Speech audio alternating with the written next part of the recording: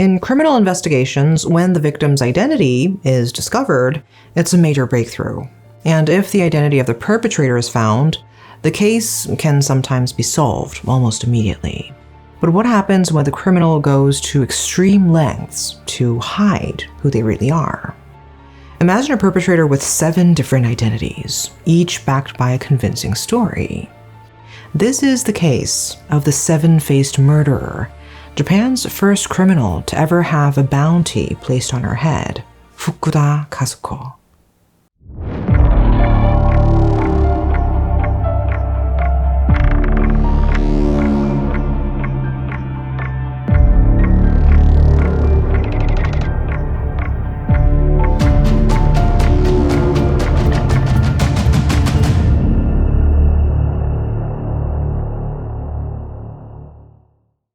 In 1982, a woman's body was discovered, buried on a mountain in Matsuyama City, Japan. The victim had been strangled, and it was clear from the start that this was a murder case. Identifying her wasn't difficult since she was buried close to her home. As police began their investigation, they noticed her belongings were missing, and the case was classified as a robbery, murder, and abandonment. The victim was known as the top hostess at a local bar. She had been strangled, but other than the mark around her neck, there were no other signs of trauma. The police questioned her family, friends, and coworkers, but none of it brought any new information to light. A few days later, something strange happened. The victim's father was alerted to suspicious activity in her bank account.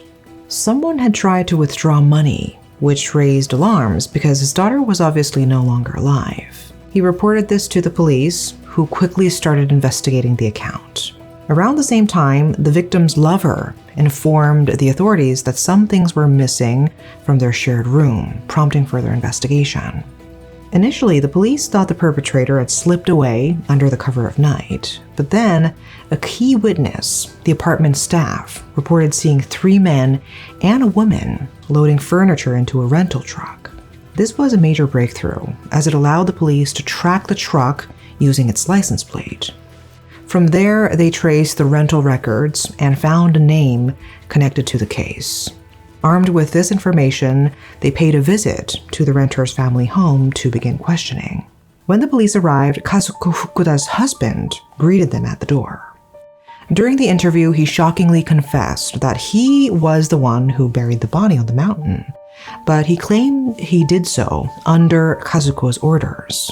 As soon as Kazuko heard the police were coming, she fled the house, taking a taxi under a false name, and thus began her life on the run. Kazuko's details, her appearance, height, and other identifying features were broadcast nationwide, and she was officially wanted for murder and abandoning a corpse. Now, this is where things get really interesting. As the case dragged on and the media coverage intensified, Kazuko's attitude became more daring. But before we jump into the chase, let's take a look at Kazuko's life leading up to this point. Kazuko Fukuda was born on January 2nd, 1948, in Matsuyama, Japan. Her early life was far from easy. Her mother reportedly ran a brothel out of their apartment, and there's little information available about her father. It's believed that her parents divorced, and her father disappeared shortly after.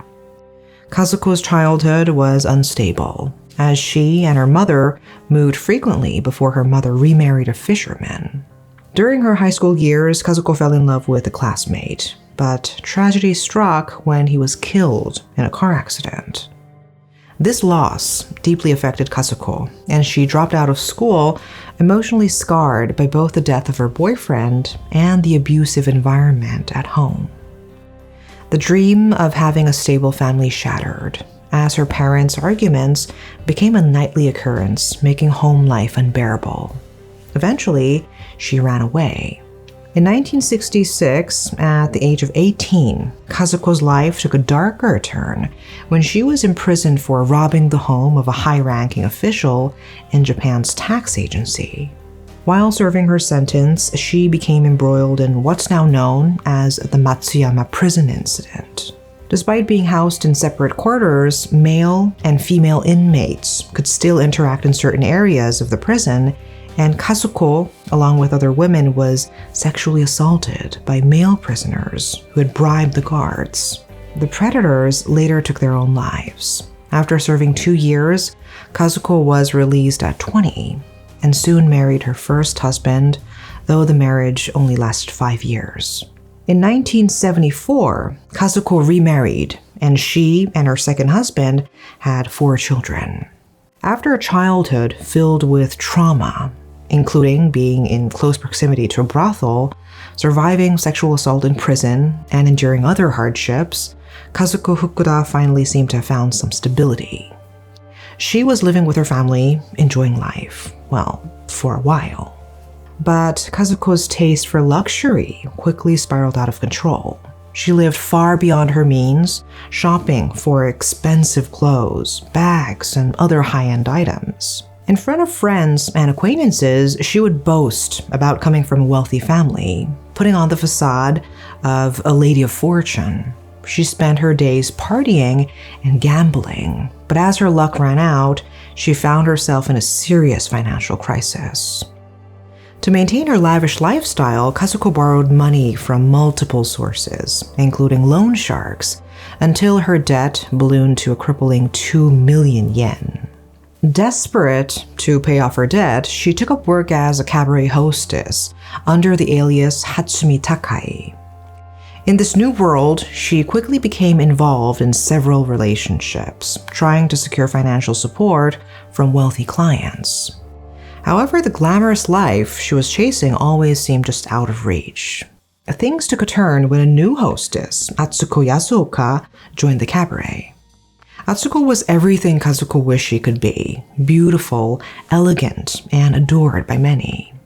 She wore luxurious clothes and carried herself with confidence, quickly rising to become the #1 hostess. Atsuko's cheerful and bubbly personality made her a favorite among clients, allowing her to earn significantly more than Kazuko. Watching Atsuko thrive while she herself was drowning in debt only deepened Kazuko's envy. Jealousy consumed Kazuko. Why should Atsuko live such a luxurious life, she thought, while Kazuko struggled just to stay afloat? The resentment festered until it became a twisted motivation. She began plotting how she could not only eliminate her competition, but also solve her mounting financial problems. One evening, after work, Kazuko approached Atsuko with a seemingly harmless request. She asked if they could spend time together, mentioning that she admired Atsuko's charm and wanted tips on how to succeed as a hostess. Wanting to be helpful, Atsuko agreed, not knowing she had just set herself on a path that would end in tragedy. On August 19, 1982, Kazuko visited Atsuko's apartment. The sight of Atsuko's home, filled with simple yet expensive furniture and lavish decorations, ignited Kazuko's jealousy once again. This was the life she dreamed of but could never attain. At some point during the visit, Kazuko snapped. Grabbing a towel, she strangled Atsuko to death in a fit of rage and envy. After the murder, Kazuko returned home and confessed everything to her husband. She convinced him to help her steal Atsuko's belongings from the apartment, telling him it would solve their financial problems. To complete the plan, she even enlisted a relative to rent a moving truck, explaining that her friend needed help relocating. Unbeknownst to her family, this was all part of her plot to erase the evidence of her crime and take over Atsuko's life. It's said that Kazuko took Atsuko's bank information, which included an account with 9 million yen, enough to completely clear her debts. With her husband's help, Kazuko emptied Atsuko's apartment, taking her furniture, clothes, bags, and other personal items. But she didn't steal these things to sell. Her goal was to erase any evidence and make it seem like Atsuko had voluntarily disappeared. In Japan, there is a cultural phenomenon where people sometimes leave their homes in the middle of the night, cutting ties with family and friends to start over somewhere new. This practice often stems from the pressures of Japan's harsh work environments and societal expectations. Kazuko used this idea to craft a cover story, making it appear as though Atsuko had simply walked away from her life. Before Kazuko could carry out her full plan, Atsuko's boyfriend unexpectedly came to the apartment. Panicking, Kazuko pretended to be a new tenant and left a false message, posing as Atsuko. Once the boyfriend was gone, Katsuko's husband and their relatives helped move Atsuko's belongings out of the apartment. But Kazuko didn't take Atsuko's things back to her own home. Instead, she stashed everything in an apartment she sometimes used to meet with her lover, a man who had no idea that Kazuko was married or about her deadly plot. After dropping off the items and saying goodbye to their relatives, Kazuko and her husband drove 18 kilometers to Matsuyama Mountain. It was there, in a remote area, that they buried Atsuko's body, hoping no one would ever find it. The next day, Kazuko tried to withdraw money from Atsuko's bank account using the stolen passbook. This transaction raised red flags with Atsuko's family, who quickly sensed something was wrong. Soon after, Atsuko's body was discovered. From there, the investigation gained momentum. As I mentioned earlier, the police traced the rental truck, contacted Kazuko's relatives, and eventually tracked down her husband. He was arrested for helping Kazuko cover up the murder and dispose of Atsuko's body. But before his arrest, he made one last attempt to reach out to Kazuko, who was already fleeing to Kanazawa City. He urged her to confess to the police, but Kazuko, determined to stay free, ignored him. In Kanazawa, Kazuko adopted a new identity, calling herself Shinobu Onodera. She found work as a hostess at a snack bar, but by this time, the police had already circulated her photo and details nationwide. Fearing someone would recognize her, Kazuko made her way to Tokyo, where she underwent cosmetic surgery to alter her appearance. Confident in her new look, she returned to Kanazawa and resumed her life under her false identity. But on the 39th day of her fugitive life, things took an unexpected turn. Kazuko was on the phone with her lover, chatting casually about her day. As the conversation went on, she started to sense something was off. Eventually, she realized that the police were with her boyfriend, listening in on their call. Realizing the police were tracking her location through her phone, Kazuko came up with a clever trick. She manipulated the signals, making it seem like she was in Kansai instead of Kanazawa. The police, unaware of her deception, followed the false trail to Kansai, fully convinced they were closing in on her. Little did they know they had fallen right into Kazuko's trap, allowing her to stay one step ahead. Time went by, and Kazuko, now living under her new identity as Shinobu Onodera, seemed to have settled into her new life in Kanazawa. A year had passed since she had murdered Atsuko, and she found herself working at a snack bar where she caught the attention of a regular customer, a married man who owned a confectionery shop. Their frequent interactions soon turned into an affair, and before long, the man divorced his wife to be with Kazuko. They got married, though they never officially registered their marriage. Kazuko helped him rebuild his shop, and under her management, their business thrived. As she settled into this new life, Kazuko stayed in contact with her son. She eventually called him to come live with her in Kanazawa, introducing him to her new husband as a relative's child. The husband, unaware of the truth, took the boy in and had him work as an apprentice in the confectionery shop. Over the years, however, he began to suspect that this relative's son was actually Kazuko's child. He noticed how close they were, but despite these suspicions, life went on relatively peacefully for 5 years.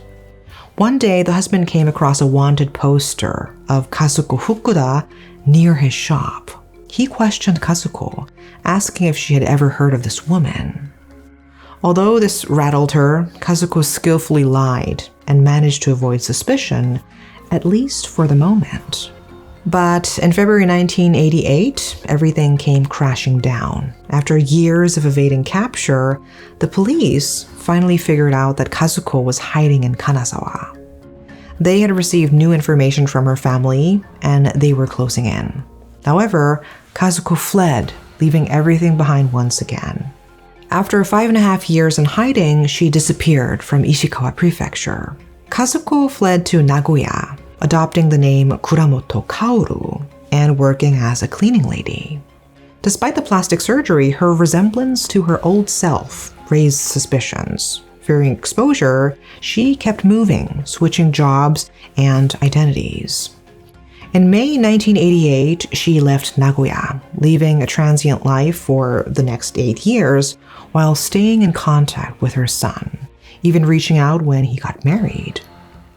As the 15-year mark of her escape drew near, Kazuko Fukuda had already lived in more than 15 different places, constantly changing her identity and even altering her appearance through plastic surgery 7 times. She had evaded capture for nearly a decade and a half, but as the statute of limitations on her case was about to expire, Kazuko re-emerged in Fukui, seemingly unshaken by the years of living as a fugitive. With less than a year left before her crimes would go unpunished, the Ehime Prefecture police made a historic move. For the first time in Japan, they offered a 1 million yen bounty for information leading to Kazuko's arrest. The case once again became a major focus for the media, thrusting Kazuko's story into the public eye.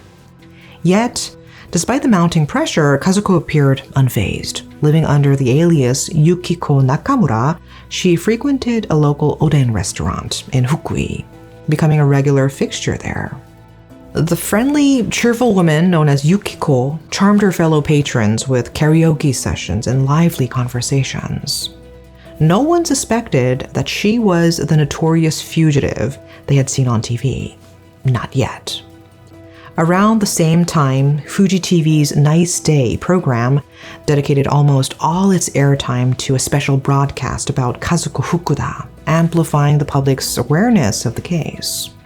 The show repeatedly played a recording of Kazuko's voice. One viewer, a 59-year-old man who was a regular customer at the oden shop, recognized the voice. It sounded just like Yukiko-chan, the woman who sang karaoke with him. He immediately reported his suspicions to the police. Acting on this tip, officers waited until July 29th to bring Kazuko in for voluntary questioning after she visited the restaurant once more.